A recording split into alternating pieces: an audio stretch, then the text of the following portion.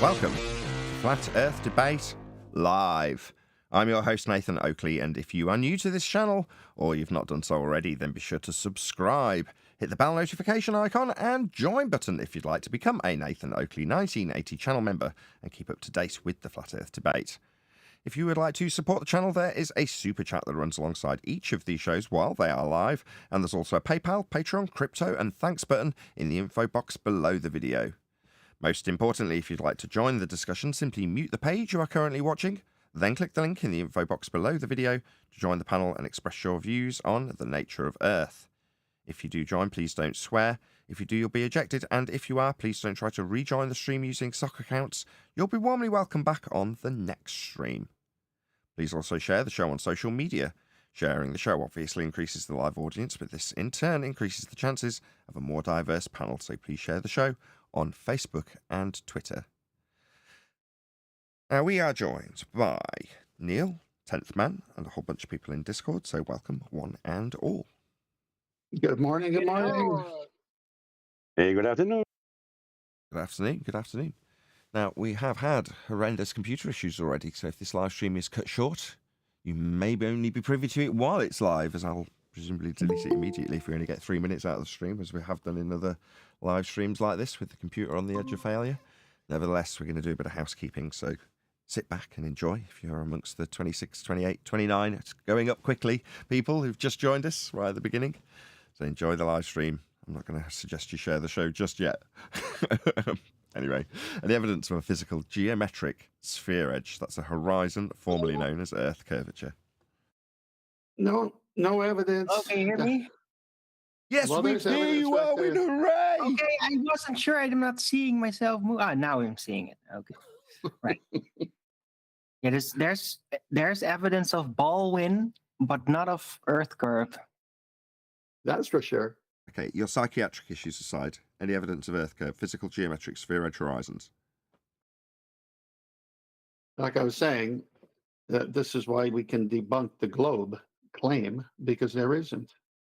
They're held to their equations that they brag about, but their equations never vet out in reality. The horizon is physical geometric Earth curve for them, and it's supposed to be at a certain place based on observer height, and it never is, i.e. the black swan and the other black swans that prove that. Any evidence of the distance to the sun? You're going to need Earth curve with an R value to even do the math as they claim to get the so-called 93 million mile distance based on a radius of an Earth curve and Venus being approximately the same size as Earth. So, no. Well, they basically don't even measure it. They just let the value roll out of the model. And that's how they get it. They've never measured it. It's a calculation by pre-assumption. What is the sun? Exactly. So there's no actual measure procedure involved in attaining that information. Correct. Okay, following on from the pre-show, Jorge had a bit of an interaction with Don Pettit. So you can hear all about how that transpired in the pre-show if you want to check it out.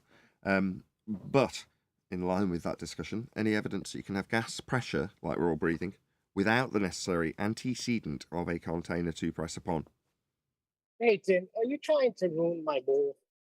That was my move. I was going to say, according to Don Pettit, you run away when asked that question. But I guess you're privy to me now. Yeah, Jorge put that exact question to Don Pettit. This is his avatar. So there was some question of whether or not it was actually him, although he's got a very distinctive voice and this was his avatar. It doesn't mean it was him, but it makes no difference to the discussion points that we're having as a result of this alleged interaction by Jorge with Don Pettit. So there we go. Is there any evidence that you can have gas pressure without a container? Well, there's only there one answer was. to that question, and Conspiracy Cats knows very well that without a container, there can be no pressure. A container is required for gas pressure. It's an antecedent-consequent relationship. Without the container, there can be no pressure. Right on, Conspiracy Cats. Without the balloon, there can be no pressure. You need a container to have gas pressure, and if we're breathing it, there must be containment. Oh, what about I'm outside right now? with I'm that breathing statement, fine. With that statement, So- it's fair to conclude that the sky vacuum doesn't exist then. There is no sky vacuum. It's a second law of thermodynamics violation. If the sky was a vacuum, then the gas we breathe at high pressure would fill that availability of volume. Or, to put it another way, that availability of space. Space for gas to fill. Well, in fact, gas would fill it. That's what it does. It expands in all directions at a high velocity to fill whatever availability of volume it has available to it. So if the space that they claim is above our heads was a space available to the gas pressure we're breathing, then it would dissipate into it in line with entropic law. We'd all be dead. There'd be no gas. It would have never developed gas pressure in the first instance. The gas would have come out of the ground as it does, gone up, defying gravity, and then never returned. It would have never bounced off anything, because there'd be no containment in their alleged sky vacuum claim, and with orbital motion and things falling around spheres. There is no sky vacuum. Outer space is fake. The gas we breathe would fill the space. All I see is clouds. All I see is clouds. I see no containment. Yeah, but not seeing a containment isn't changing the antecedent consequent relationship. I didn't say what the containment is. I have no idea what the sky is. I don't know what our containment is. However, I know there must be containment. Now, I don't even like necessarily to phrase it container, because containment is sufficient, because it falls in line with the antecedent consequent relationship that is gas pressure and containment. Now, to phrase it differently, without the container, you can have no pressure to begin with. Ergo, Earth without containment would have achieved zero pressure ever. It would never have achieved gas pressure. All of the gas would just vacate immediately into the volume available, never to return. So we must have containment. I'm not going to label it a dome. I'm not going to label it a firmament. I'm not going to label it a roof. I'm not going to call it a shed or anything else. I don't know what it is. Just that we must have it. But That's it must containment. be a container. There must be a But it container. must Hold be on a a second. container. Hold on. Yes, You need to tell John. me that somewhere at the ends of the earth that there's something coming down and sealing it off and something above sealing it off. You can't just say we need containment and not provide evidence of this containment, visual evidence. No, Come on I now. can give evidence of the antecedent consequent relationship that is containment versus gas pressure, and it's been well known by most people who are reasonably well educated that nature abhors a vacuum. Nature does abhor a vacuum, and gas pressure proves containment. Now, if you're going to take the word of an astronaut or natural law, what would you pick, Nathan? Right. Natural law is just describing things that I am already experiencing in language that is dumbed down to the point where most can understand the description of what they are experiencing anyway. So when you say what would I take natural law, it's not like it's a choice, it's a description of things I'm experiencing in my natural world always. Nice descriptions, but it's like, will you take the descriptions of things that occur always? Well, now I'm going to lean on the side of the things that occur always, like gas needing to press on something to be at pressure. That's obvious, isn't it? Isn't it obvious just from the bloody language? So no answers. You're going to give me no answers to what's keeping the gas pressure He in. gave you an answer. You're just not happy with the answer. The answer is containment. I don't know what the containment is, Neil. The fact that it was prior for as a sky vacuum is inconsequential to my plight here, because I haven't got one. What's that you need to know? Oh, that's a shame. What See, do you this want- is what the do you want from me? reversal of the argument that I don't do with people. I say, look, the claim is that there's a 10 to the minus 17 torr vacuum next to gas pressure. That's what I'm going to debunk as impossible. Right. Okay, Now, that's further it. to- It's over. Further to that, if you want to find out what the containment is, then that's wonderful. Come and present it. But be warned that your evidence better be good, because there's a good chance that we'll be critical of it. Yeah, just saying. Applies like, well, if there's a containment, or they're gonna call it a dome or firmament, then how come it rains? So let's reiterate that rain doesn't fall from above the clouds, above the altitude of the clouds. because I'm still seeing it on the YouTube comments. Can And you, they try sorry, hold to on one sec, um, D-Rose. Can you drop and debunk rejoin because you're roboting quite containment. badly? Can you just drop and rejoin so that we can get a clear signal? I can make out 50% of what you're saying. I don't want to insult you and just say yes next Tuesday and then ignore probably a very good point. That better? No. Check 1 2 1 Ah, 2. yes, it Is that actually is. better? Still bad. No, it's all right. It's not bad. But with 58 people watching, and I'm actually going to say all things are nominal. Computer's working. So please share the show. Dare I say it? Anyway, go ahead, D-Rose. No, I just wanted to reiterate the point that if you do start talking about what it is, Drop and you're gonna rejoin. get, You you're haven't gonna dropped get and these rejoined. attempts. Just he didn't do it. I wasn't paying attention. Drop and rejoin. That is to say, leave the server, refresh that page, then join the server again. It's dropped. Thank God. Hopefully, we'll actually hear that for a third time, or we will just hear nothing but that garbled nonsense for the next 10 minutes. Well, I think the answer is on the definition of gas pressure, isn't it? Gas pressure is the force of the gas particles colliding with the walls of its container. That sounds very much like the Hello? NASA Is that better? definition. Am I wrong? That sounds like NASA's definition. Yeah, Yeah, that's correct. you're back. You're back, D-Rose. You sound good. Go. Okay, I just wanted to reiterate. Yeah, Neil, you don't want to get into the details of what it is. Just know that the antecedent is a container. Don't worry about what it is, because if you do that, then you're going to get in an argument about, well, if it's a container, a dome or firmament, how come it rains? Then you have to explain to them that it doesn't rain above the cloud's altitude. And then you have to start breaking down what's above the cloud's altitude and what it is the container. Just let them know, like you said, entropy. Second law of thermodynamics does not allow gas pressure without a container. So because I'm going through that with this. It's raining, so where does the rain come from if there's a container? Because people are that stupid, and they'll drag you down. Yeah, but Hold on one second, guys. Hold on. You needed to know by Hold now. on 1 second, Jorge. that- I appreciate your sentiment, D-Rose, but yeah, there's a fine line to be adhered to here, and you've exposed it, unfortunately, with your last statement. Right. On the one hand, if there's a fundamentalist in front of us, and that fundy is saying he's here to learn, but really wants to pull apart our arguments, or just talk through them and be critical of them before they've really been concluded or presented fully. You know, those types of people, yeah, you're not going to want to get into telling those types of people, contextualized as I've just done, about what you believe the sky is at all. Now, further to that, not trying to find out, I think is, I can't remember exactly how you phrased it, but it was words to the effect of, you know, don't try going to look and find out what the sky is.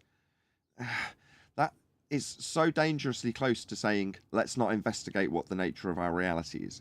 And that's where the line gets crossed for me, sorry. Because at the point that, no, the guy in front of me on Ballbusters, for instance, I'm Stone Guy, he doesn't want to learn. He's not here to have fun and for the sake of conjecture, as we sometimes do, just for the fun of it. We'll talk about something that has a bit of conjecture in it, and we have fun doing it. It's all disclaimed if it's recorded or live, but ultimately that's something you do with friends, because we know that we're pretty super serious when it comes to the nature of reality, and to toy with that, you know, we have to have a bit of mutual respect in order to do it. You don't do it with an enemy, because they just take liberties. However, I don't want to discourage people from finding out what the hell things are. I would love to know what our containment is. And as I said to Neil tongue-in-cheek earlier, go forth and find out. But be aware that if you present it to us and it's not backed very well with evidence, we'll be hyper-skeptical and very critical of the evidence that you do present, which might not, you know, please you, might upset you. You know, if you've got a counter space containment with incoherent dielectric accelerative force pulling all gases down, therefore containment sort of claim to present here, then obviously that's not going to fly. We'll rip it to shreds. But if someone actually found out what the container was, and they're like, no, here's a bit of it in a jar, you put it in a petri dish and go and have a look at it for yourself. And they, you know, give really high standards of documenting that being the case. I'm taking it to the absurd, by the way. But if that was the case, who am I to say no? Who am I to discourage? I'm sorry. No, I may have misspoken. I didn't mean to discourage someone from seeking to find out what it is. I'm saying going back and forth with speculative assumptions of what it is: dome, firmament, made out of glass, made out of this, made out of that, and just stick to the point of it's a containment.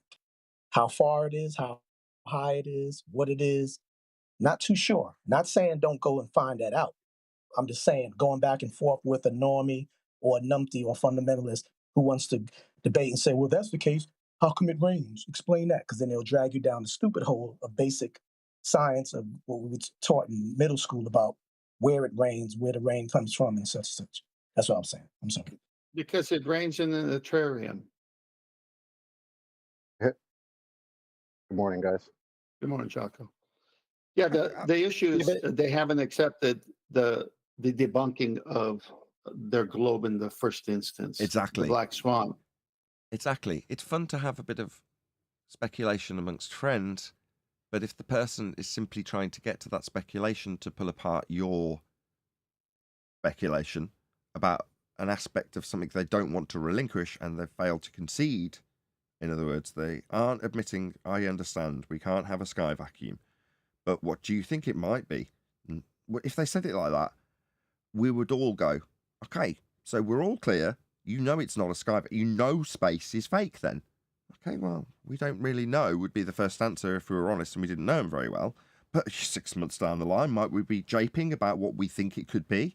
Might we hear some of Arwin's crazy notions? I'm only joking, Arwin. I'm just saying, that's the kind of thing you do with friends. But with an enemy, or not an enemy, an opponent in debate, once you've got the concession, that's useful. For me as a videographer, that's useful. I can take that and do things with it. Then you might think, well, your reward for offering me this concession is our ability to speculate with you. Now, some people have got close, like Matthew Learns. He'll offer every concession that you need. Yeah, it's got to be flat. Yeah, it's got to be measured flat. Yeah, it won't work on a globe. Okay. So therefore it's not a globe. No, that's a step too far. Okay, well, so then you're still trapped in cognitive dissonance. So, you can't, again, same principle. If you wouldn't want to offer up your conjecture about how we might go about finding out, let's just say, what the sky is or the containment is. Yeah? Well, to think about it with somebody that just wants to take advantage of that, it's just not a sensible thing to do. But most of the time, we're not confronted with Matthew Learns here. We're amongst friends and an audience. Now we've been in this. Can I say it now? Yes. Yeah, sorry. go ahead. Go ahead, Jorge. It's more a joke, isn't it? Because the second law of thermodynamics doesn't apply to the Earth model. No one is laughing. That was a quote from the Rumpus. Yeah, that's a paraphrased quote. Right. So the second law, quote, the second law of thermodynamics does not apply to the Earth. End quote. That is a quote from the Rumpus. Now, what Jorge just said was, quote, the second law of thermodynamics does not apply to the Earth model. End quote. Right? So he's added on a word to Rumpus's quote. Why? Well, because when Rumpus talks about Earth curve and debates about it with us at the Isle of Man, he can, if he chooses to, at a later date, basically decry all acceptance of a physical geometry being able to be measured or seen, if required, because it's just a model. Now, he doesn't say that because he's obviously equating that model to the Earth itself. That's his job, in quotes. Well, when he's doing that, he's not going to distinguish between what is and isn't the reified Earth model versus the actual vision in a photo. And that's where the juxtaposition comes in and ends the debate. Look, we're looking at a horizon from left to right on our screen as opposed to a single point in Muppet Vision orthographic representation of Earth curve maths. They're different. And even if you try and compare the two, at some point, you haven't got a geometric horizon that's Earth curve, blocking boats and buildings because it's refracted, therefore making or rendering moot all of the discussions at the Isle of Man. Well, the Rumpus, in that particular instance, can say what he likes about how the Earth curve does not apply in the model or does apply in the model. And in this instance, with Jorge's quote, taken slightly out of context, was that the second law of thermodynamics, that's entropy law, gas filling space, doesn't apply to the Earth. Now, we can add on to that would be his Earth in his model, that he thinks is a sphere in a vacuum, which violates natural law, ergo, the second law doesn't apply to that model. because it's just a model and the second law isn't applicable. You don't have to have it applicable, it's a model. You don't have the description of things that apply to your natural world put into a model, because you're not living in a model. That's a reification fallacy. That's what the sphere Earth and fundamentalist belief therein actually is, a reification fallacy. To make that which is an idea, a concept, concrete. Well, it's not. We're not living on a sphere. It seems like in the back and forth over the years, everyone's own personal life story, you know when it's a good time to enter a discussion with someone on any topic, and you know when it's a good time not to enter a discussion on any topic. Yet your time, my time, is the most important thing I have.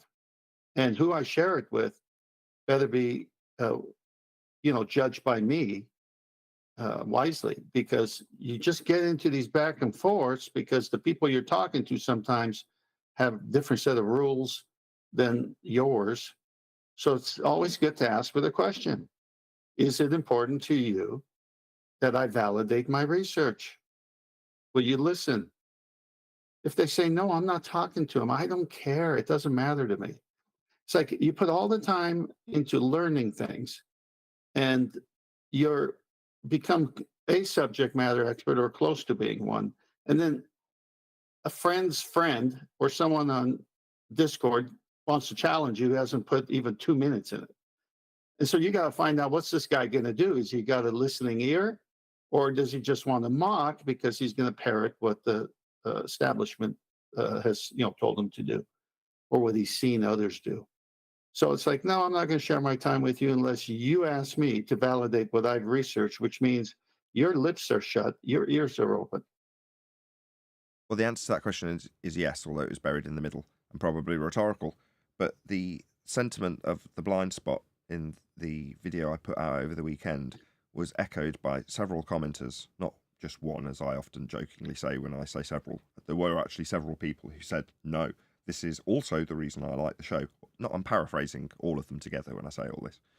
But yeah, the sentiment was, no, I like the no-nonsense, hard facts approach to the show. The speculation is left at the door when you get live. Well, no one's saying this, I'm adding this. But that is my focus when live.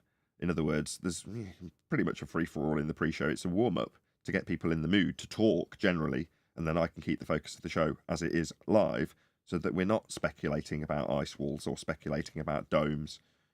Now, that's I believe, the first time I've used that word in this context so far, with the overriding subject matter being Don Pettit's alleged joining in on Discord server chit-chat and then departing when asked about gas pressure without a container.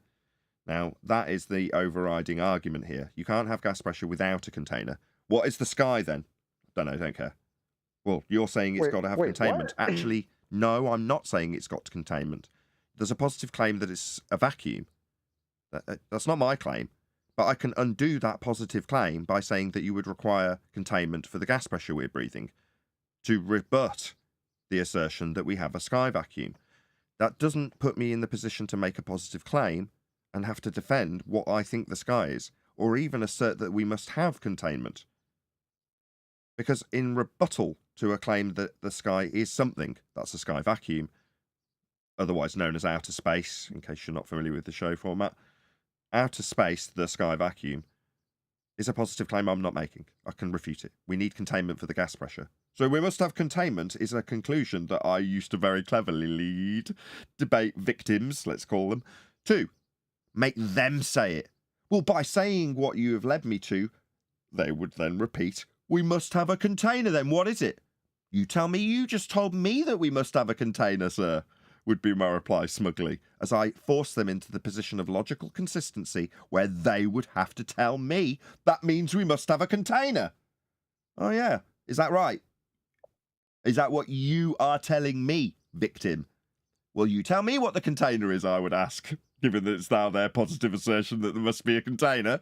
I don't have to make the claim, is the point. I can lure people into making it for me by way of logical inference, right? Now, in rebuttal to a claim that the sky is a vacuum overcome by the antecedent consequent relationship of gas pressure and containment. I have not made a positive claim about what the sky is. And you, the person hearing that, will be forced, not physically, mentally, forced by way of logical consistency into the position where we must have containment. Typically, I don't say it in debate. I like to get my opponent to say it, because that's the only conclusion. I just don't have to make it, or use it as a positive claim, or defend it after making a claim I haven't made yet, especially when my opponent does it for me. I'm done. So no answers. That's clever. You're going to tell them we don't have this, so therefore we have this, but you're not going to provide any physical, listen to my words, Nathan, physical evidence of containment. I can provide all the physical evidence required to back my assertion of the antecedent consequent relationship that is gas pressure and containment. I can provide that to debunk the claim that the sky is a vacuum. The positive assertion that would be being debated and requiring evidence for my position in rebuttal to the claim the sky is a vacuum. What's that? Well, you're saying it is something at the end of that process? No, I'm not. My opponent would make that conclusion upon having the demonstration in rebuttal to their claim the sky is a vacuum, that you must have containment for gas pressure, which we are breathing. I would force them to concede that point only. We are definitely breathing gas pressure, aren't we? Okay, so that's a given. Not making any claims about why we've got it. I'm saying we are breathing it. Well, we wouldn't be if the sky was a vacuum. End of argument. Did I make a claim about a dome? Did I make a claim about a container? No, I didn't need to. But my opponent might after that, because it's left them with a bias towards logical consistency over there. Sky vacuum, space, which is fake. That's all I need, them to concede. That's what Neil's doing right now, is saying, well, there's no evidence of the container. He's made that logical inference. And now You're he's wanting you to breathing that. describe it. What just here, look, to be Neil's advocate, what I want to say is the one thing we can say for sure, that the containment has to be solid, right? Could it be a liquid? Way No. to miss the point It's entirely. definitely not gas. Way to miss the point. Yes, as friends, D-Rose, yes, as friends, we may discuss this over coffee, perhaps in the after show or pre-show. However, no. My point is very clear. You don't need to make a positive claim about what the sky is, ever. So to say, well, we must say that it's got some solidity to it. No, we must not. Can we draw these logical inferences? We could, but I'd be jumping down your throat for the same reasons when I'm trying to discipline the audience into the understanding that you may choose to discuss these things about what the dome might have to be amongst friends.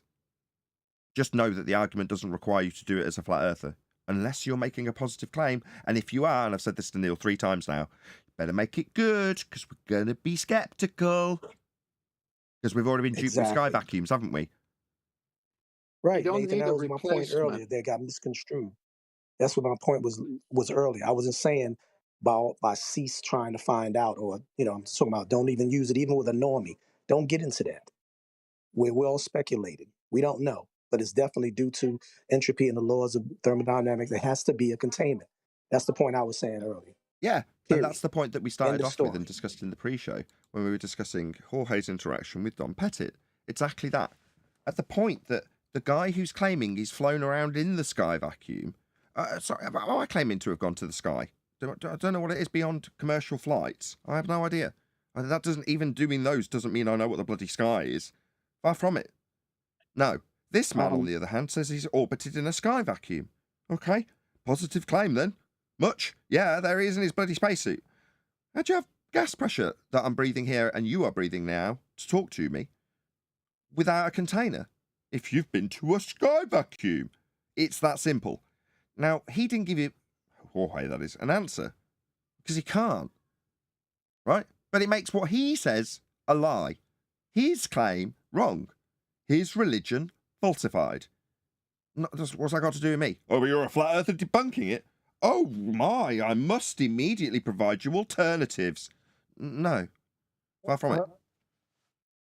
Yeah, hold on. But then, can we go? Wait, I'm sorry. Did Don Pettit came into what, Discord Yes. with flat earthers? Yes. Don Pettit. Yeah, so Jorge went through that twice already because the computer crashed, and then I said, you might have to tell us all that again. So he did in the pre-show to this live show, and then we briefly touched on it at the beginning. But yeah, Jorge had an interaction with him. You can go ahead, Jorge. I'm not going to steal your thunder here by summarising it, if you may, if you will. Yeah, of course. No problem. No problem whatsoever. We were talking about conspiracies. They were talking about conspiracies. I was there. I was listening to whatever they were talking about, the different conspiracies.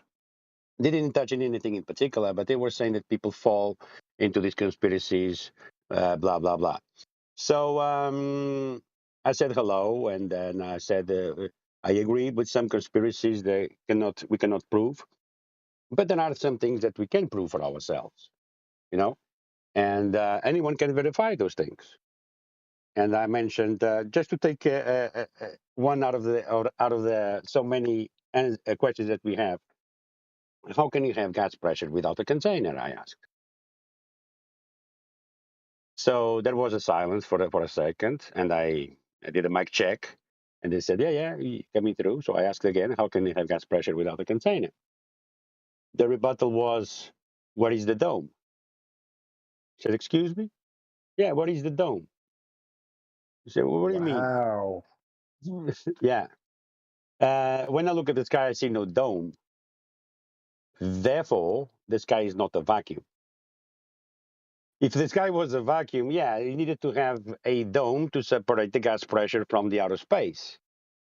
But obviously, when we look at the sky, we don't see any dome. Therefore, conclusion is the sky vacuum doesn't exist. Any claims from that area are false. So who asked you where's the dome? The moderator on the server. So instead of the guy who was being in a position to defend his positive claim that he's orbited in a sky vacuum, that would be this character, right? Yeah? Correct. You were asked by a moderator to prove a claim that you hadn't even made, correct? Correct. Exactly. Right. So this is what you've got, like I've just detailed. Perfect. You didn't give us that before. That's what I was fishing for in the first 2 times we discussed it. You said that the White Knights came along, and maybe that's why I switched off to what was said. But what you're saying is a server moderator took up a position as a White Knight by asking you to defend a claim that you hadn't made. What you did was ask a person who claimed to be in a sky vacuum, where's your evidence that we can have this sky vacuum that you said you've been in? By asking him about a natural law that we experience here. Response, where's your dome? Sorry, what dome? Did I make a claim about a dome? Am I saying I've been to the dome? I'm not saying I'm performing maintenance on the dome. This man's saying he's performing maintenance on a spaceship in a sky vacuum. But yeah, I've got to prove excuse me, I'm about to swear. I've got to prove a dome? No. This man has to prove that he's been to a second law of thermodynamics violation because he's talking about it. Thank you, Jorge. There you go. Chocolate. There's your summary. Wow. So Mr. Don Pettit himself, Mr. Smarter Every Day, had to get saved by some random Discord moderator. Somebody who's flown on the International Swimming Station at 17,500 miles per hour, supposedly, in a sky vacuum, but couldn't answer the question. That's adorable. Yeah. Nathan, if someone is accused of murder and the evidence shows up that he could have never committed the murder, so he's exonerated, that still doesn't take away a murdered body and that there's still a murderer out there at loose. Correct? Yeah. No, as a matter of fact, they come back to life, Tim. No. But just in case there's any newbies out there, I always phrase these things this way, just on the off chance that there is somebody, very unlikely. Please share the show. Show's working. 87 people watching. Be nice to get to 100 now that I'm fairly confident we'll have a full live show today. Okay, here's a picture of the alleged sphere Earth in a sky vacuum. Okay, we've got Conspiracy Cats with his little finger. Do you see where he's pointing? Right, he's pointing right at the edge. Okay, yeah? Let's just take it over here to the edge where we've got these white, fluffy clouds. Okay, now all of this is high pressure gas. It's what we're all breathing. We're all familiar with the gas. Okay, this black bit is claimed to be 10 to the minus 17 torr vacuum. Now, what would happen if this wasn't total nonsense and in respect to what this chap was asked about, that's the sky vacuum claim that he's supposed to be in. How is it the case that this high pressure gas isn't vacating into the area he's claimed to be in line with entropic law? High pressure gas expands into a vacuum. It's just that simple. If you're going to claim the sky is a vacuum, a response from a person that isn't him, that's a moderator, you know, we want to know about the place he's claimed to have been. That's the sky vacuum. So how can you have gas pressure without a container? Not where's your dome? No, where's your sky vacuum, Don? That's what we're asking. Because you, and you're not going to like this one bit, are a liar. You haven't been to a sky vacuum because there isn't one. You haven't orbited space on the space station because space isn't real. It's fake. And you, sir, are a liar. You're an astronaut. To claim to have been to a place that isn't real factually makes you a liar. And it's easier to call you a liar, having had one of my own panel members tell me that you were asked about how the area you claim to have been with your special space helmet that's specifically designed to give you the life of gas pressure contained within that suit, why you wouldn't answer a question about a sky vacuum with gas below you in the space station not dispersing into it. We would expect answers. You didn't give them. A moderator asked about a dome that wasn't claimed. So calling you a liar becomes all the much easier for me. You are a liar. Now, regardless, if someone came along and said, actually, this dude here with his thumbnail, that's just somebody who's robbed a picture of him and goes around pretending to be him. Doesn't make any difference. I couldn't care less. Don't care. All right, it was a troll.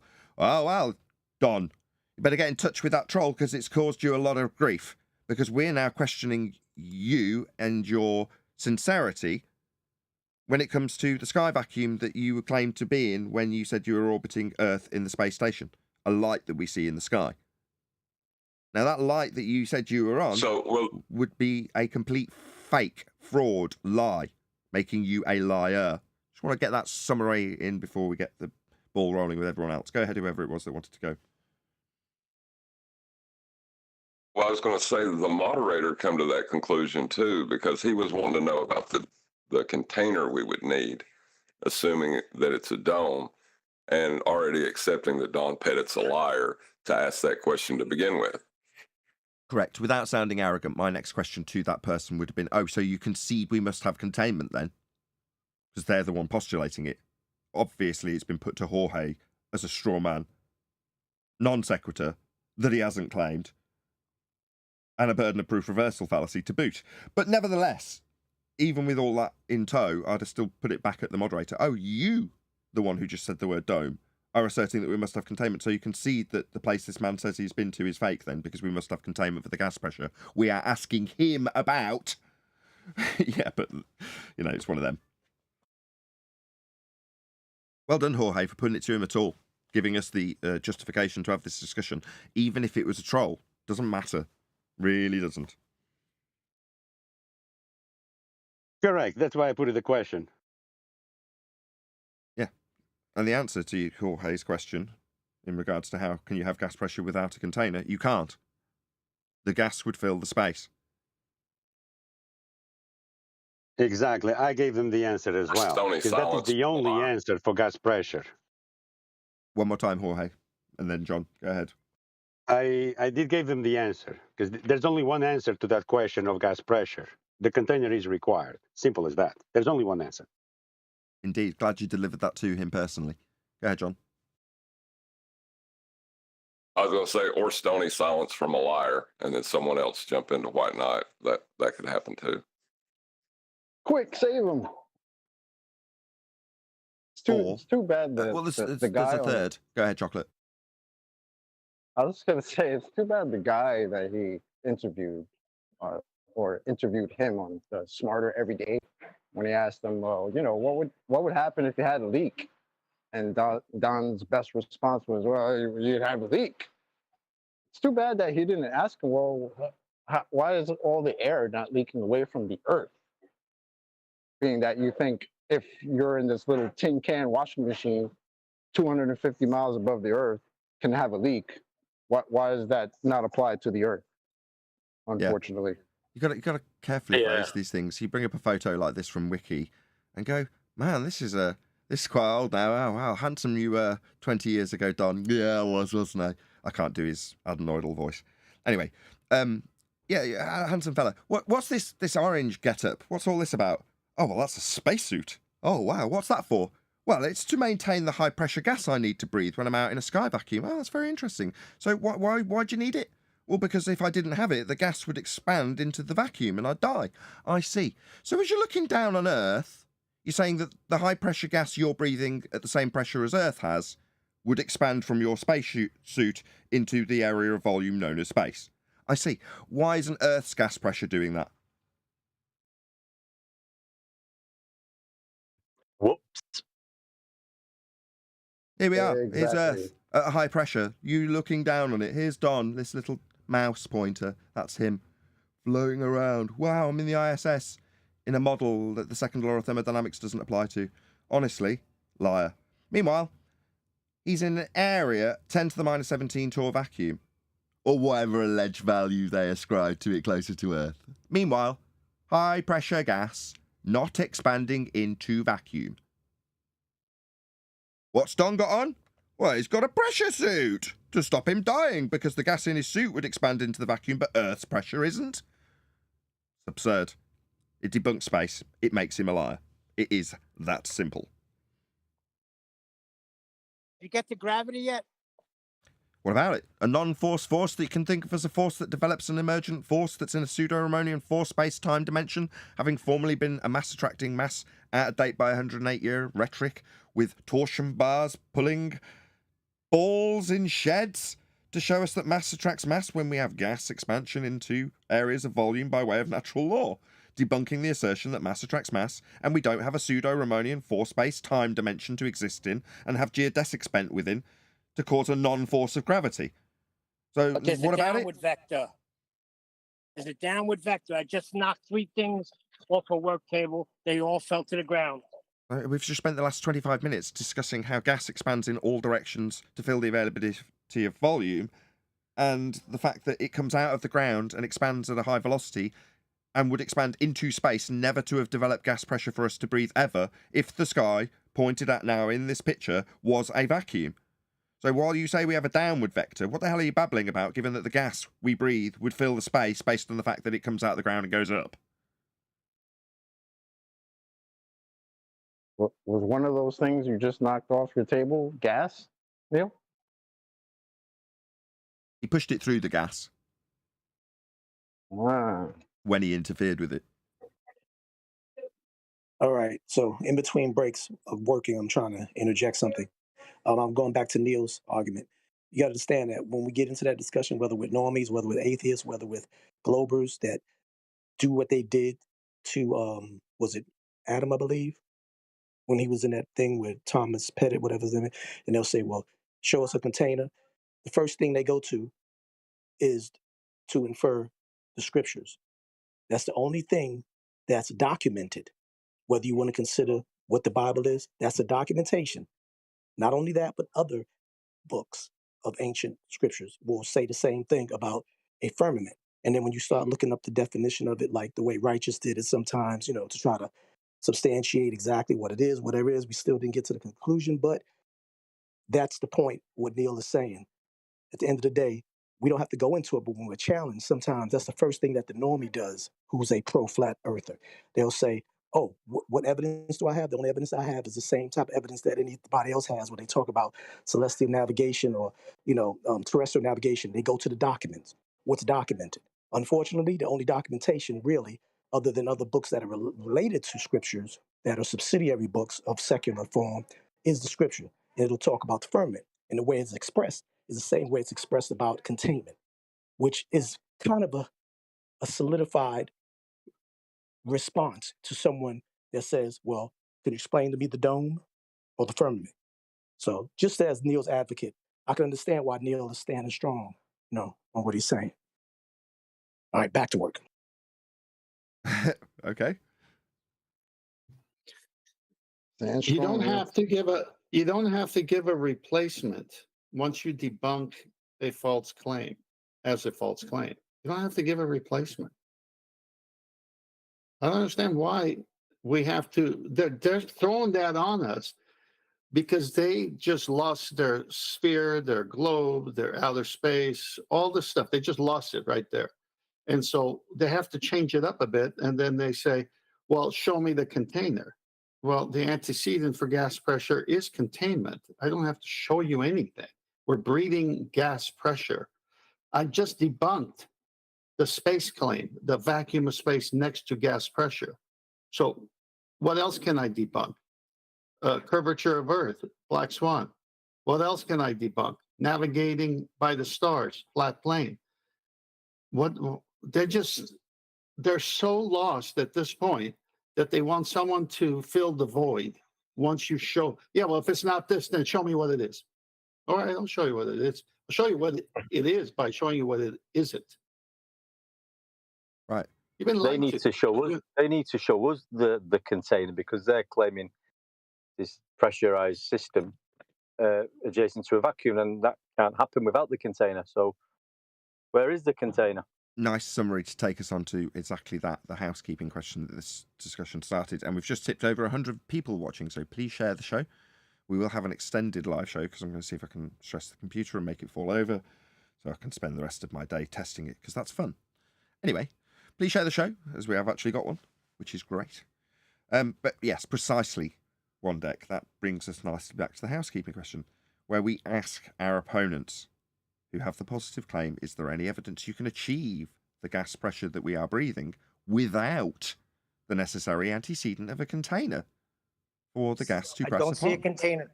Sorry, I don't see a container outside. I said it before. I showed you a picture of the sky, and I'm breathing. I don't see nothing. So what the hell are you talking about? I don't care. Oh, you're one of these moves. Sorry, Neil? I didn't make a claim to defend. I'm not saying I've fallen around a sphere in a sky vacuum, Neil. I'm out. You said. This is asked by the guy who has a name for the Neil container. go. He said, without containment, there can be no pressure. Where's the containment? That means you're saying container. That means physical. I'll answer you. I'll answer you. Let me Look at the answer. clouds. Oh, bloody hell. We heard the first 2 times. I don't know.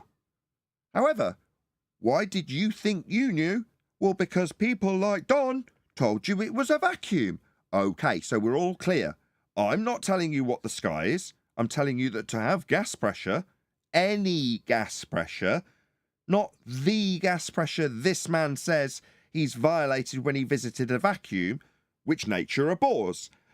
Any gas pressure requires containment to achieve the pressure in the first instance.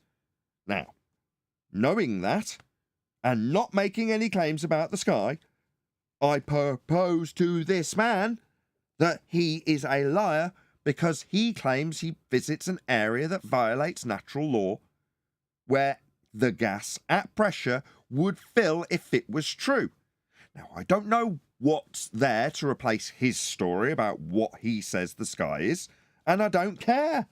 I'm not making any claims about it, Neil, for the 5th time this show. He is. Well, It's Neil, his responsibility and his burden, not mine. Go on, John. Neil, every time Neil says, where's the container, say, well, every single example of gas pressure requires a container. So you understand that, right, Neil? We'll find out in a second after we shout out Godzilla37, who says, if unicorns aren't real, then how do you explain the unicorn horseshoes I get in my Lucky Charms? Ha! Flat Earth debunked. Thank you very much indeed for the super chat.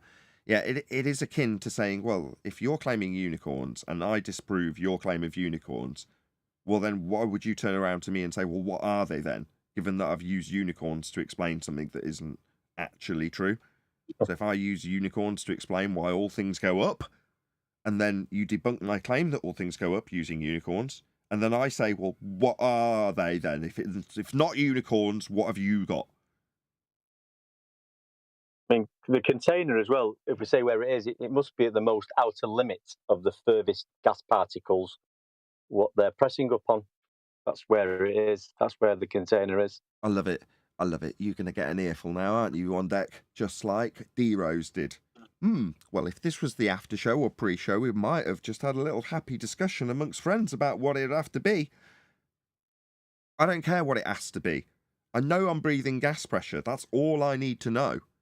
How does gas pressure behave? Well, it presses on the walls of its containment. So, without drawing the logical conclusion, because I didn't, my opponent has to draw one, doesn't he? Well, in the case of Jorge and Don, he has to draw the logical conclusion that he's fucked, because it makes every word he said about the place he has visited a lie. Excuse my language. But as long as you're asking what it is, if there isn't it, we don't have a discussion anymore. Because in your model, or quote unquote model, there is no container. So if you're going to go to the extent of, well, if there is a container, what is it? Well, the fact that there's an it debunks your whole claim.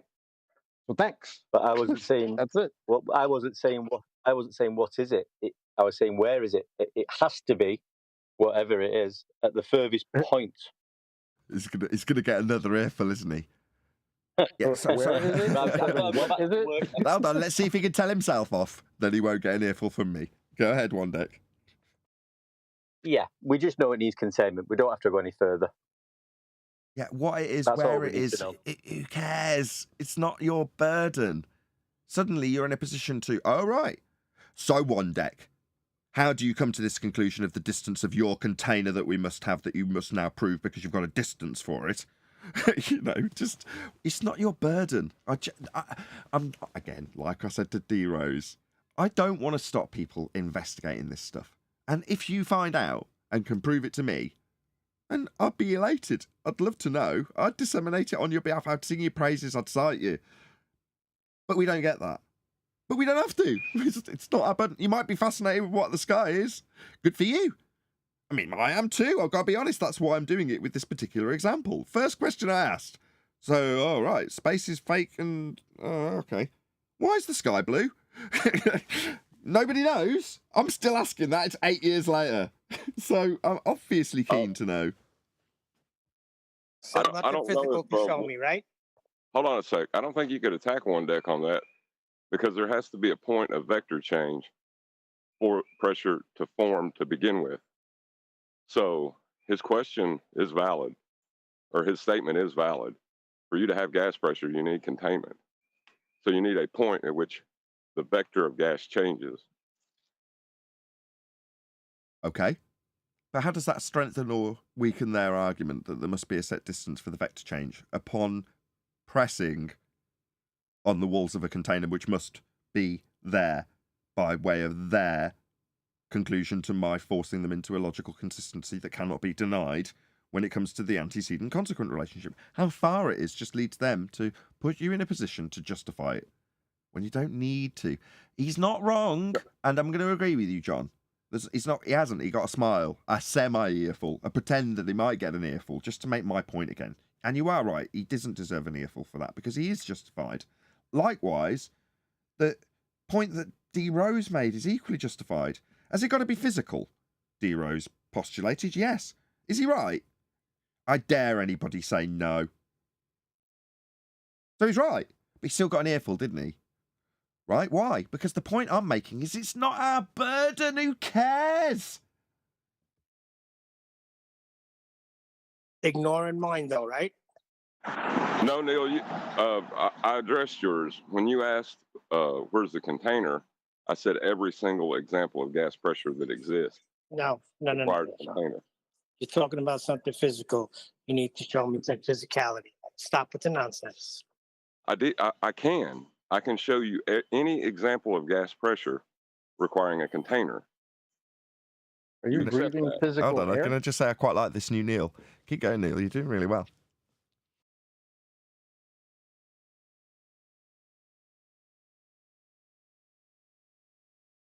I spoke too soon. That's the end. He's run out of steam.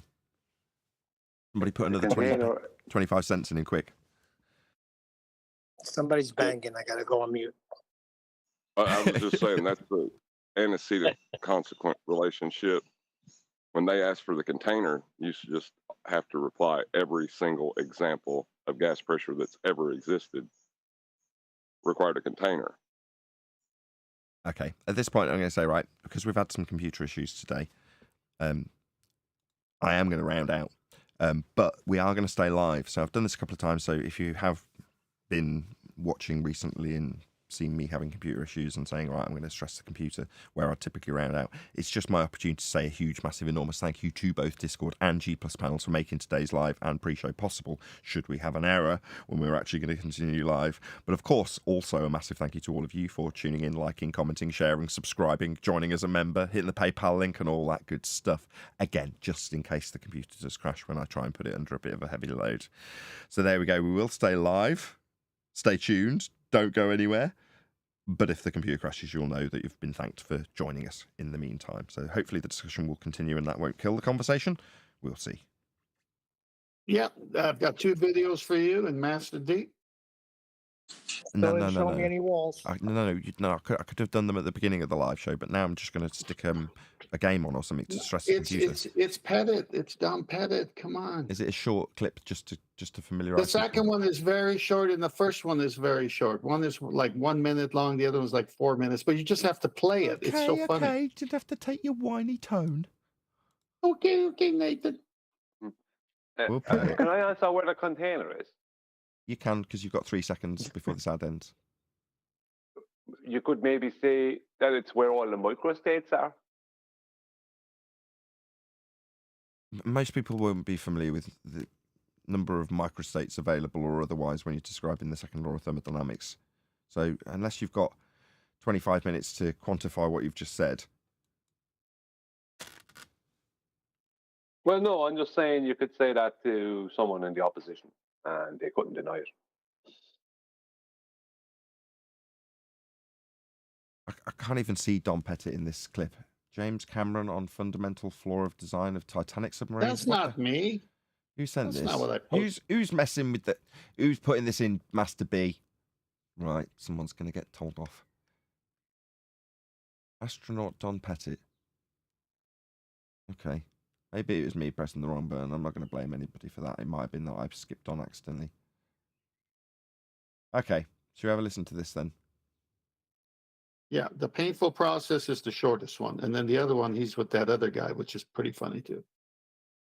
Let's just get it started a bit nicer. There we go. That looks pretty enough. In a nanosecond. Wow. Just give me a second to just to sort that out. Bloody hell, that was loud.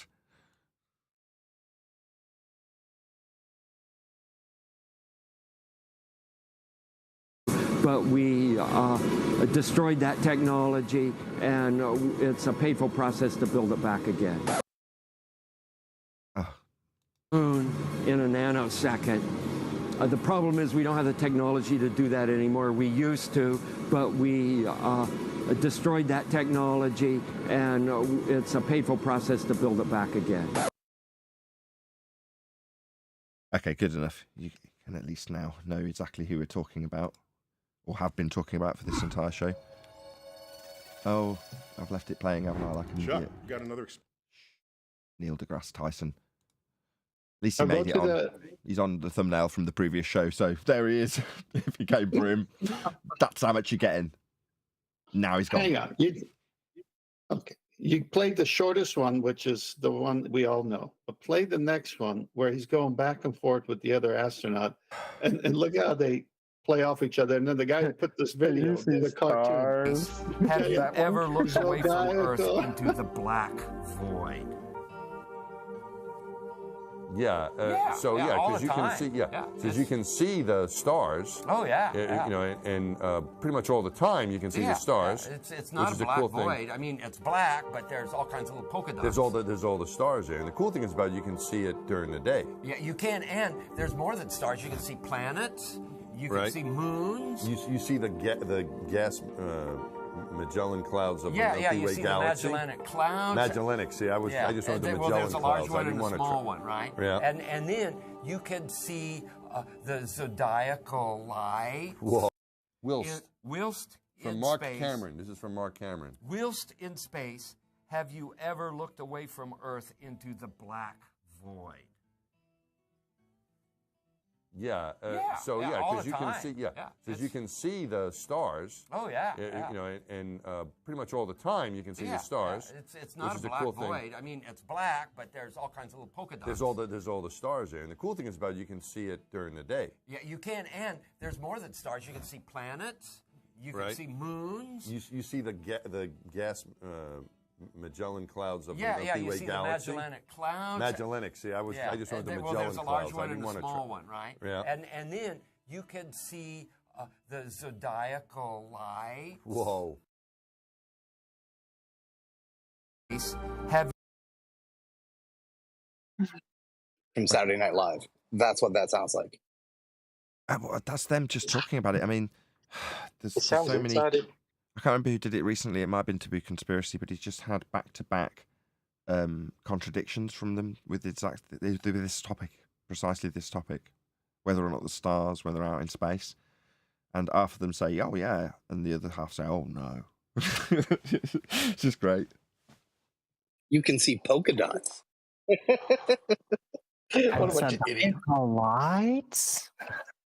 Yeah, they sound like you've told me that. Is it Jersey Girls or something? You know, where they've got that upward inflection at the end, where they're trying to get you to affirm what they're saying all the time. I saw Tina, you know, and she was fine. Like it was like totally sparkling. Exactly. If you can't hear that those two are a couple of shysters, man, I don't know what to do with you. If you think these two sound like they're smart enough to go into a vacuum that doesn't exist, then I mean, you got God. That's all I can say. It's ridiculous. Is it not on Elon Musk, them two? You know, like you can tell it's real because it looks so fake. And with those guys, you can tell they must have been genuine astronauts because they're so incompetent. You wouldn't have picked them if they weren't actually holding that title. Yeah, it does seem they like just they've sound got like a bunch of cackling old witches. Talking They about sound like Valley Girls. I don't know about old witches. They sound like Valley Girls. witches sound like that too sometimes when they cackle among one another. So I'm going to put in the beetroot, and then maybe the frog's legs, maybe, you think? I don't think witches sound like that. Exactly. But what's funny is that they don't even sound like they don't know how to answer the question. They sound like they were coming up with that on the fly. Because I'm pretty sure I remember this video. They looked at each other, right? Like with that look of, that's what that silence was. They looked at each other and now I got to figure out what to say. And now they're backing each other up. It's so cringe, these two. And these are heroes. These people are considered heroes to people. It's insane. Yeah. Cringe. Wasn't he the head of NASA? No, he's know. He's NASA's longest-serving astronaut. I got that today from the wiki page. I thought he was like the head of the team or something, or the head coordinator. I don't know. What, Listen, head bullshit he invented a very coordinator. cool coffee cup. Oh, but go ahead. The other thing I heard, he invented a very cool, ingenious coffee cup in space. So that's what he's known for, Arwen. Yeah, the anti-grav coffee cup, Arwen. Haven't you heard of it? Yeah, man, I want space coffee made from recycled recycled morning stuff. So get me one of those plastic bags, chocolate. I want space. I can't find that video anywhere. The video where he's talking about how they have this machine that you wake up, you go to the bathroom in the morning, and then you have a cup of coffee. I think they took that down. I can't find it unless somebody out there got it. I don't know, but I can't find it myself. The urine recycle. Is that what you're talking about? Yeah. It's basically it's not just urine. From the recycling unit were the words. Let me just contextualize this for the audience. There's a sequence where he's describing chronologically going from peeing into a machine that purifies the water to produce the liquid that they need to put through a different process, and then he describes that different process as being the coffee process. But in the most literal sense, he's literally describing how he turns his own urine into coffee. That's what Chocolate's describing. Yep, I'm not making that up. Plenty of people have seen it. Gross. Yeah, it's all nonsense. You know, these things might exist. There might have been very skilled engineers that produced the, let's call it, technology. Hello? Hello, Brian. Hey, Brian. Did I hear me talking? I was talking twice. Did you hear you talking? I don't know. Schizophrenia much? We got our own Don Pettit. No, Brian, you're not here. Did I just say that? Was that me? If I'm me and you're me, are we both us?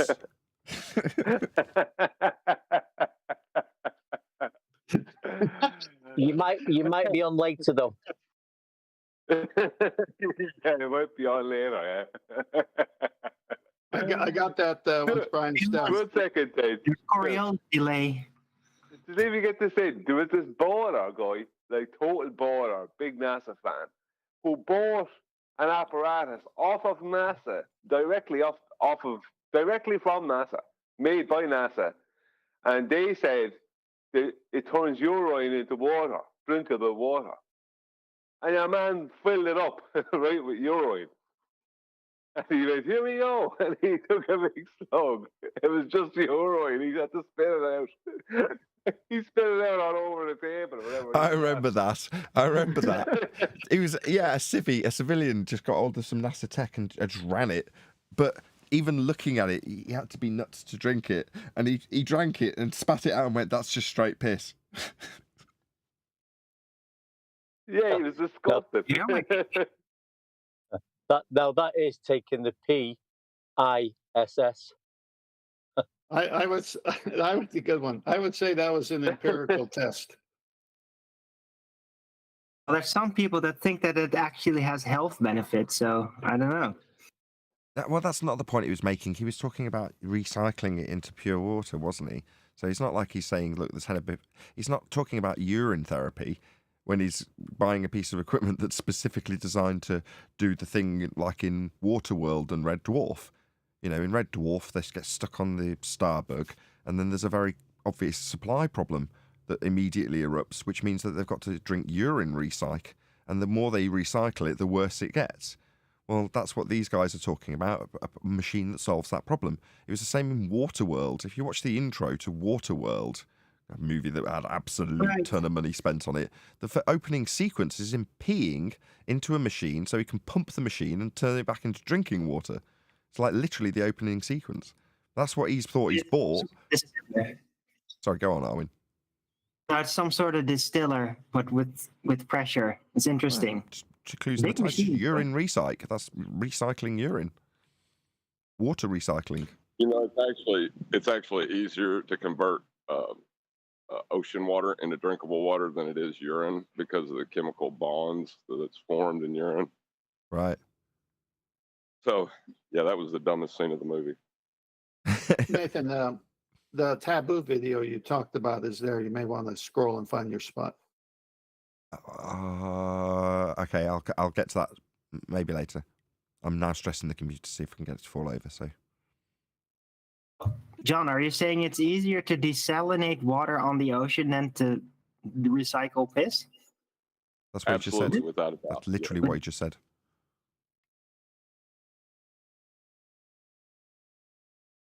Are you saying exactly what you just said? Or are you saying something else? No, I'm saying what I just said. Just keep in mind, when Don Pettit was talking about this, he wasn't just talking about urine. I'll just leave it at that. Is he implying that the brown stuff in his coffee is poo? Is that what you're saying? Hey, man. That's what I Listen, thought. man. Chug a chug a chug. That's all I heard him say. It's from the recycling system. What else would make it brown? How nice to switch the conversation to Don Pettit when nobody's giving me some physical evidence of this container you talk about. Real slick. The one you have a name for? The one you have a name for? That one? Hello? Look, I said it before. I'm outside. I love you, Neil. I can't even do it with a straight face, but I'm outside. I'm breathing. Where's the container? What Neil is still living on the sky vacuum world. What does he have a name for? I missed that. He's asking for the container, and I asked him what the one you have a name for, because he's got a name for it. He's playing Don't a you, role Neil? at the moment, though. He's I playing a know role. it's like No, Neil Win that- or something, right? He's in Neil win mode. Neil Win. Neil win. Yeah. What? Neil I am- deGrasse Costello.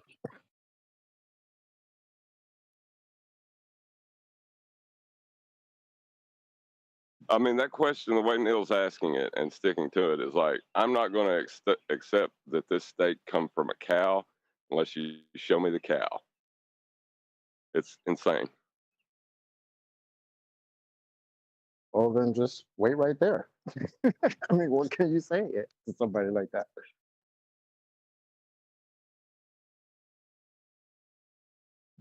I don't know. I kept telling him every example of gas pressure requires a container. Therefore, there must be a container or containment.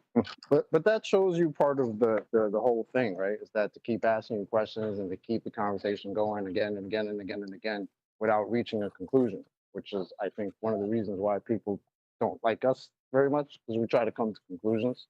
And if we don't know, we don't know. But what we know. So just keep asking, what is the container? If you're on the other side that doesn't have one, well then who just messed up just now? Because you're asking me about a container you don't believe in. So, but the very fact that you're breathing requires us to Correct. have one. But the container is the requirement for the sky to be a vacuum. The sky is not a vacuum. Full stop. Yeah, I just go real basic. Like, you're breathing right now, right? How did you get the air to even ask me that question? Oh, because we're contained and we have air. Because in your what I'm underwater trying to ball, say we don't is have a that container. lots of images of those the old images with the earth and the dome over, that is based on the sky vacuum, isn't it? The rock in outer space with the dome, that is all heliocentric. If the sky was a vacuum, a dome, the container, all of that is required, but the sky is not a vacuum, though.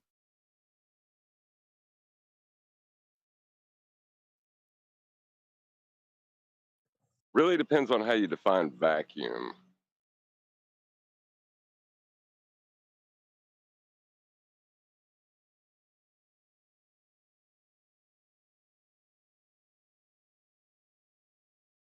Well, back Can to you your have a other point, vacuum Chocolate. without a container? Well, that's what I was going to say. There is a low-grade vacuum in the sky, but it requires a container to have for that to be there. And it's created by the sun, from the best I could find out.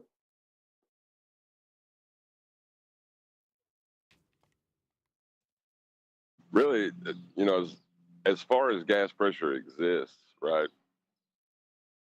Our point isn't about where the container is. It's the fact that if there was an infinitely expanding space, gas would be infinitely expanding into it. Like we have a fixed volume. That's how we have pressure. Or we wouldn't.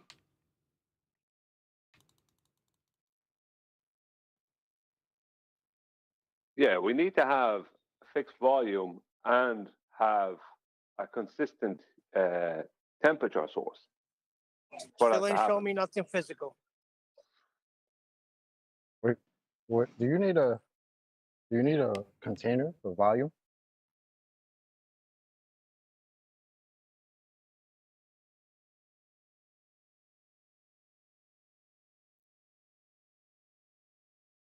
Hey, it's I would not say my that. claim. Hello? Hold on, it's not my claim. Nathan said, without containment, there can be no pressure. I'm looking around, I'm outside, open space, I'm looking for containment. Like if you got milk in a container, you know the container's a plastic bottle. I don't see nothing. So are you in the milk bottle? Is that what you're saying? Look, the antecedent containment, you live on your piece of ground that you're on right now. And you're saying, obviously I got gas pressure, obviously it's contained, but I can't see the container. You need to see the container to know that it's the obvious antecedent, or you'd be dead right now. Right. When you keep asking for physical evidence of the container, every single example of gas pressure you will ever experience requires containment. What are you talking about when you're asking for physical evidence? I don't get it. Even the vacuum requires containment. The physical evidence is in his lungs. Maybe he longs for the containment.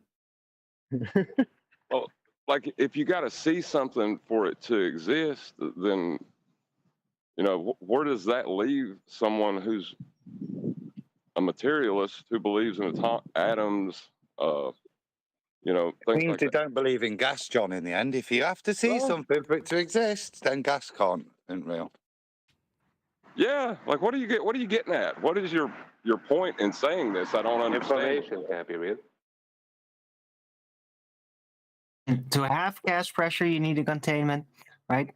To separate gas, you need a container. To withdraw gas from space, you need a container. Everything involving gas, any kind of transformative process you can engage with it requires containers, every step. Yeah, I don't understand it. You're asking for physical evidence of what? I don't get it. I give you physical evidence, but is this what someone's saying to you, Neil?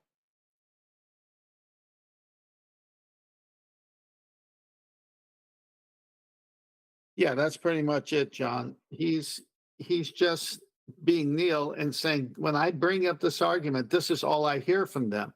Well, that's their problem at this point, not yours, Neil.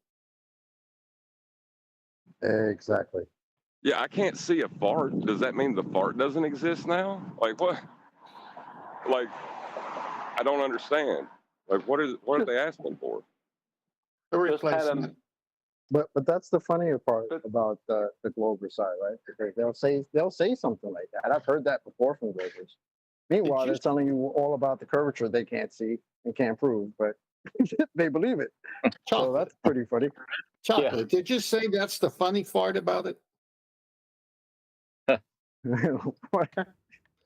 I thought you said that's the funny part about it. I thought that was pretty good. No, I didn't say that, but I should have. I think in that instance, my answer would have been is correct.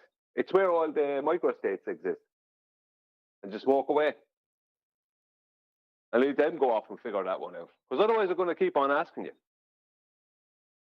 Yeah, it's a nonsense question. I don't understand. What are you asking? I can't see this thing, therefore it doesn't exist. Is that really like your epistemology? It can't be, or you deny farts exist. Like I don't get it. I don't. If you try to explain it, Adam, it's going to be a long-winded explanation.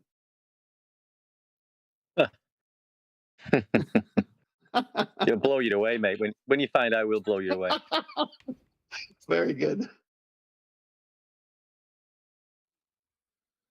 Everything in theirs is invisible. I mean, you know, the globe, you can't see the fucking globe, you can't see this, you can't see that. Even their container, which they claim is gravity, you can't see that.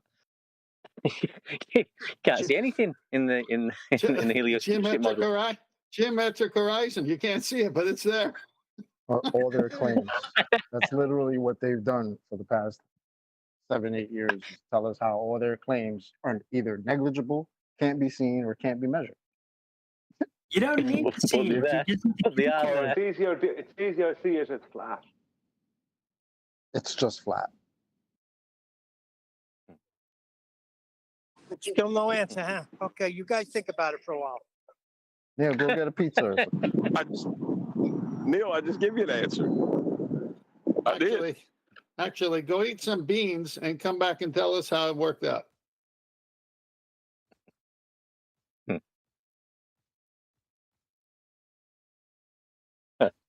Hey, I've got a short poem here if you want it. Yep. It's called The Return of Al-Biruni. Albi Ruhith and his theodolite. Albi Ruhith, chatting globe shite. Albi Ruhith and his magic surveying tool, claiming Earth curve measurements, the globe-believing fool. Drop over distance, the claim of the globe, yet Albi Ruhith, using presumptions of old. Heights of mountains, depression angle drops. Albi Ruhith, do your globe lies ever stop? So, Albi Ruhith, please explain how your surveying tool theodolite measures drop over distance again. Oh, that's right, you can't. Here, I'll do you a favour and rhyme out the purpose of your theodolite tool. It's to measure horizontal and vertical, you fool. So if I were you, I'd put your theodolite to bed. There is no evidence of drop over distance. Enough said. Very good. Very good. Nice. I'll be Ruhith. I'll be Ruhith. Very good. So he had a theodolite. I thought he had an astrolite. No, he claims he uses theodolites to measure drop over distance. That's what he claims. He's been chatting it on that 24/7, I've heard. And when I spoke to the guys who challenged him, they said basically I didn't listen to it, but basically all he came out with, they destroyed him on there. And basically he was just claiming what Al-Biruni claimed. You know, so that's all he could offer. There's a clip on Master B of Roofy the other day on 24/7, by the way. Didn't you play that yet? Okay, let me write your logical syllogism. All right. If I apply heat to water, then it will boil. I do apply heat to water, it boiled. Therefore, heat causes water to boil. You've just done an affirming the consequent fallacy. You unlock this door with the key of retardation. Beyond it is another dimension. You're moving into a land of bullshittery. You've just crossed over into the numpty zone. You are so dumb. Damn. Anyway, so I have my hypothesis. That's my proposed explanation. What's your independent and dependent variable within your hypothesis? Okay, we haven't got independent, dependent variables in hypotheses. They are in experiments. Are you high right now? What the hell did you just say? Okay, we haven't got independent, dependent variables in hypotheses. They are in experiments.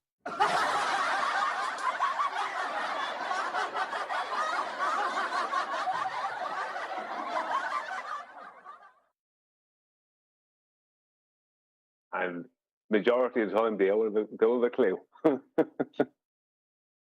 So if heat, then water boils. I apply heat, then water boils. That retarded moron just indicted the modus ponens as being an affirmative consequent form of logical fallacy. You catch that? That's what I thought I heard. Yeah. I just wonder if he's got maidservants, or does he actually make his own tea or coffee? What Q is saying is he's taken if P then Q, P, therefore Q. Or, demonstrating that your supposition is actually true. P therefore Q, P therefore Q. Right? That's modus ponens. But he's tried to say that it's an affirming the consequent form of logical fallacy, which is if P then Q, Q therefore P. That's what he's trying to do, right? Yep. Did you all follow that or not? That's I did, Q is. Hold on. Yeah, I followed it. Okay, so that's what he asked, but nobody said yes. Yeah, well, all he has to do is make a hot cup of coffee, and he'll find out. I'm still stuck on that. There's no independent or dependent variable in the hypothesis. It's just an experiment. What? Hold on, chocolate. Do you know what another name for an experiment is? A hypothesis test. A hypothesis test, or hypothesis actualization. That is to say, you actualize the prediction. That's independent and dependent variable, supposition of cause and the effect you're trying to induce. Independent variable being the supposition of cause, and dependent variable being the phenomena you're trying to induce. Well, when you actualize your hypothesis, that's an experiment. But obviously, you've got to have those statements within the hypothesis to actualize it. But according to Rufy, you don't have independent and dependent variables in a hypothesis. You only have them in a hypothesis actualization. Okie dokie. Right, so he's compartmentalizing the actualization from the conceptualization and thinks that they can be different, apparently. And that's crazy. I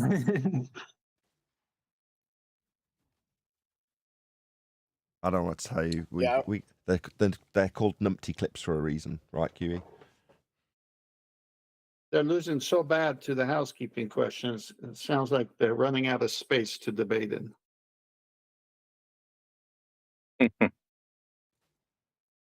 Terrible, just absolutely terrible. What was it void of? Please tell me. So let us know from the live chat if you've been enjoying this slightly extended live stream. Hopefully tomorrow it'll be back to the usual 1 hour. Do any remember the videos that they make, the optical drop videos? Flatside started making them as well. Where I'd show a laser appearing to go below a center, the center of a lens at a distance. You know, perspective. Well, that's why every one of them came after me over that.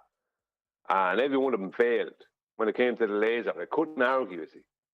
And that's all they're at. They're still at that, it seems, like Ruhif with his theodolite. It's just a perspective drop, not an actual drop. You know, things change in size with distance. You know. Never a true word spoken, but we're going to find out more about that in the after show. So with that, I'm going to say for real this time, if you are watching on either Nathan Oakley 1980 or Nathan Oakley Premiering streams, then stay tuned as there will be an after show to follow. Unfortunately, though, if you are watching this live, this is where we bid you farewell. A huge, massive, enormous thank you to Discord and G+ panels, and of course to you for smashing the super chat, liking, commenting, sharing, subscribing, joining as a Nathan Oakley 1980 channel member, and all that good stuff. I've been Nathan Oakley, and I will see you all in the next video.